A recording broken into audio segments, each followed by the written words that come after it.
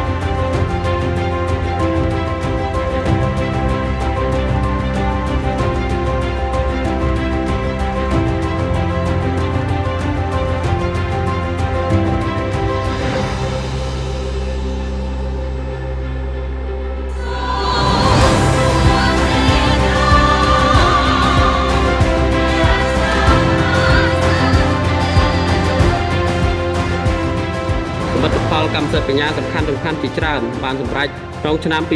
2025មានជាអាចពាក្យស្នើសុំចុះបញ្ជីម៉ាកចំនួន 15663 ការចុះបញ្ជីម៉ាកសម្គាល់ភូមិសាស្ត្រកម្ពុជានិងបរទេសចំនួន 78 ប្រកាសនីយបត្រកម្មចំនួន 111 គំនូរឧស្សាហកម្មចំនួន 291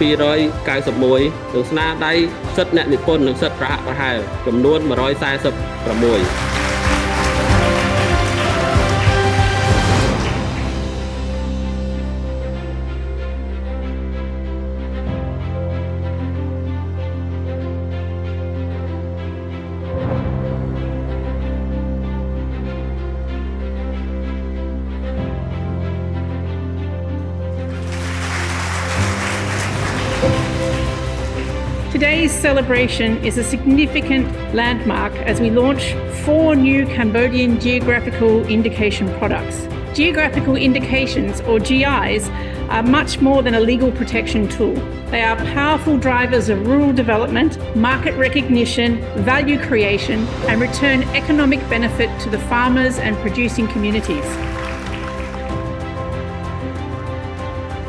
ក្រសួងឧស្សាហកម្មវិទ្យាសាស្ត្របច្ចេកវិទ្យានិងនវានុវត្តន៍បានកំពុងចូលរួមយ៉ាងសកម្មក្នុងការងារកម្មសិទ្ធិបញ្ញាពិសេសលើផ្នែកប្រកាសនីយបត្រតក្កកម្មវិញ្ញាបនបត្រ modal ដែលមានអត្ថប្រយោជន៍និងគំនូរឧស្សាហកម្មយើងបានសហការជិតស្និទ្ធជាមួយក្រសួងស្ថាប័ននៅក្នុងប្រទេសនិងដៃគូអន្តរជាតិហើយពេលនេះបានចូលរួមជាមួយប្រទេសជាច្រើនក្នុងការរៀបចំប្រពៃទិវាកម្មសិទ្ធិបញ្ញាពិភពលោកដើម្បីជាការរំលឹកខួបនៃការចូលជាធរមាននៃអនុសញ្ញាស្តីពីការបង្កើតអង្គការកម្មសិទ្ធិបញ្ញាពិភពលោក WIPO នៅឆ្នាំ1970និងដើម្បីបង្កើនការយល់ដឹងទូទៅអំពីកម្មសិទ្ធិបញ្ញានៅក្នុងឱកាសនៃទិវាកម្មសិទ្ធិបញ្ញាពិភពលោកឆ្នាំ2026នេះក្រសួងពាណិជ្ជកម្មក្នុងនាមប្រធានគណៈកម្មាធិការជាតិគ្រប់គ្រងកម្មសិទ្ធិបញ្ញារួមជាមួយនឹងក្រសួងស្ថាប័នពាក់ព័ន្ធទាំងអស់វិស័យកម្មសិទ្ធិបញ្ញាមិនមែនត្រឹមតែនៅក្នុងវិស័យសេដ្ឋកិច្ចពាណិជ្ជកម្មឬនវានុវត្តន៍វិទ្យាសាស្ត្រប៉ុណ្ណោះទេប៉ុន្តែកម្មសិទ្ធិបញ្ញាត្រូវបានឃើញថាកំពុងតែដើរតួយ៉ាងសំខាន់នៅក្នុងសង្គមជាពិសេសនៅក្នុងវិស័យកីឡាដែលជាវិស័យសក្តានុពលខ្ពស់មួយសម្រាប់ពិភពលោកនិងជាពិសេសសម្រាប់ប្រទេសកម្ពុជាផងដែរខ្ញុំសូមប្រកាសបើកនៅទិវាកម្មសិទ្ធិបញ្ញាពិភពលោកឆ្នាំ2026ក្រោមមូលបត្រកម្មសិទ្ធិបញ្ញានិងកីឡាចាប់ពីពេលនេះតទៅ